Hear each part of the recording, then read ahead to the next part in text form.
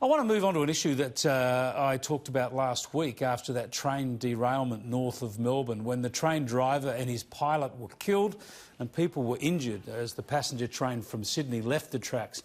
I said that the condition of the track was a national disgrace.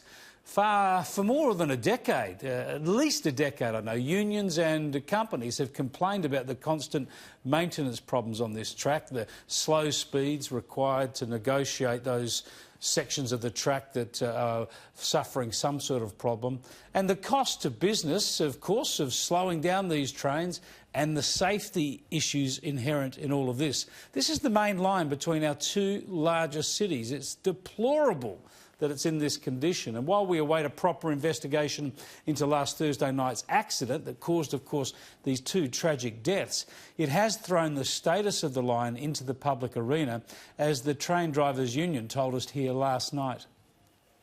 Within the industry, that particular portion of the track is referred to as the goat track.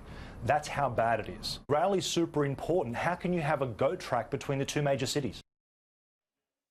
Spot on. Now, to underscore this point, to put it beyond doubt, have a look at this footage from last year. You can see the problems and hear the driver discuss the speed limits on this track from Sydney to Melbourne.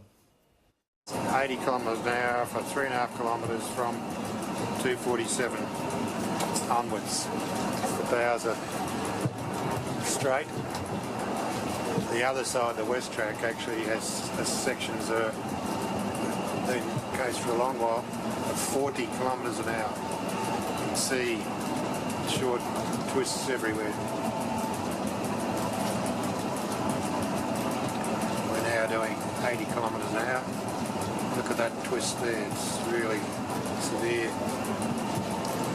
That should be 60, doesn't it? Yeah, probably should be 60.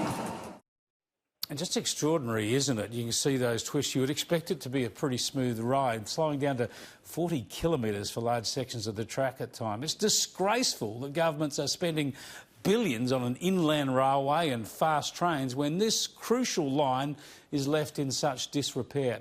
If we want to improve safety on our roads and cut emissions as well by shifting trucks off the road and passengers out of airports onto trains, then railway is obviously essential. Everybody talks about it. It needs to be reliable at good speeds and safe, and this track should be a national priority.